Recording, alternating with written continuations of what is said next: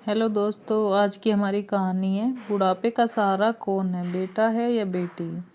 हम सभी लोग मेन हॉल में बैठे बैठे चर्चाएं कर रहे थे। तभी मेरी बहन ने मुझसे एक प्रश्न पूछा कि भैया यह बताओ, आदमी के बुढ़ापे का सहारा उसकी बेटी होती है या उसका बेटा। मैंने कहा, बहन यह प्रश्न ना करो तो ही अच्छा है, क्योंकि इससे कोई तो खुश होगा, किसी को दुख होगा। तो अन्य सभी लोग जिद करने लगे, नहीं नहीं, यह बात तो बतानी ही पड़ेगी, वह भी विस्तार से। मैंने कहा, तो फिर सुनो, बुढ़ापे का सहारा बेटा या बेटी नहीं, बहू होती है। जैसा कि लोगों से अक्सर सुनते आए हैं कि बेटा या बेटी बुढ़ापे की लाठी होती है, इसलिए लोग अपने जीवन में एक बेटा एवं एक बेटी की कामना जरूर रखते हैं, ताकि बुढ़ापा अच्छे से कटे। ये बात सच भी है, क्योंकि बेटा ही घर में बहू लाता है।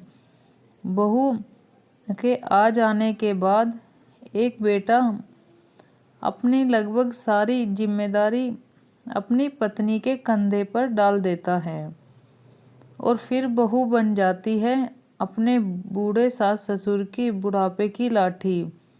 जी हाँ, मेरा तो यही मानना है। वो बहू ही होती है जिसके सहारे बूढ़े सास ससुर अपना जीवन अच्छे से व्यतीत करते हैं। एक बहू को अपने सास ससुर की पूरी दिनचर्या मालूम होती है। कौन कब और कैसी चाय पीते हैं, क्या खाना बनाना है, शाम नाश्ते में क्या देना है, रात को हर हालत में 9 बजे से पहले खाना बनाना है। अगर सास ससुर बीमार पड़ जाए तो पूरे मन या बेमन से बहू ही देखभाल करती है। अगर एक दिन के लिए बहू बीमार पड़ जाए या फिर कहीं चली जाए तो पूरे घर की धुरी हिल जाती है। परंतु यदि बेटा 15 दिवस की यात्रा पर भी चला जाए तो भी बहू के भरोसे घर सुचारू रूप से चलता रहता है। बिना बहू के सास ससुर को ऐसे लगता है जैसे उनकी लाठी ही किसी ने छीन ली हो। वो चाय नाश्ता से लेकर खाना खाने के लिए छटपटा जाएंगे। कोई और पूछने वाला उनके पास नहीं है, क्योंकि बेटे के पास समय नहीं है, और अगर बेटे को समय मिल जाए भी तो वो कुछ नहीं कर पाएगा, क्योंकि उसे ये मालूम ही नहीं है कि माँ बाबूजी को सुबह से रात तक क्या क्या देना है। क्योंकि बेटे के चंद सवाल हैं और उसकी जिम्मेदारी ख़त्म। जैसे माँ बाबूजी ने खाना खा लिया, चाय पी ली, नाश्ता कर लिया, लेकिन कहीं भी ये जानने की कोशिश नहीं करते कि वे क्या खाते हैं, कैसी चाय पीते हैं। ये लगभग सभी घरों की कहानी है।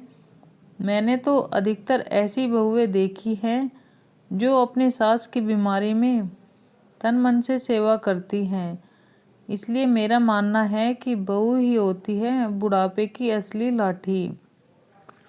लेकिन एक बात और सच है कि आप में भी अकल होनी चाहिए। हर वक्त मेरा राजा बेटा, मेरी रानी बेटी छोड़ मेरी अच्छी बहू रानी की रट भी लगानी चाहिए। अतः अपनी बहू में सिर्फ कमियां न ढूंढें, उसकी अच्छाइयों की कदर करें। आज का संदेश ये है, बहू की त्याग और सेवा को पहचानिए। बेटे और बेटी से पहले बहू को अपना मानिए, और मेरी बेटी मेरा अभिमान, मेरा बेटा मेरा अभिमान कहना छोड़े, गर्व से कहो, मेरी बहू मेरा अभिमान। दोस्तों, आज की कहानी आपको कैसी लगी कमेंट करके ज़रूर बताना। वीडियो अच्छी लगे तो लाइक और शेयर करना। चैनल पर पहली बार आए हैं तो चैनल को सब्सक्राइब करके ही जाना। अपना कीमती समय देने के लिए धन्यवाद। ऐसी अच्छी अच्छी कहानियाँ सुनने के लिए मेरे चैनल को बेल आइकन के साथ सब्सक्राइब करना।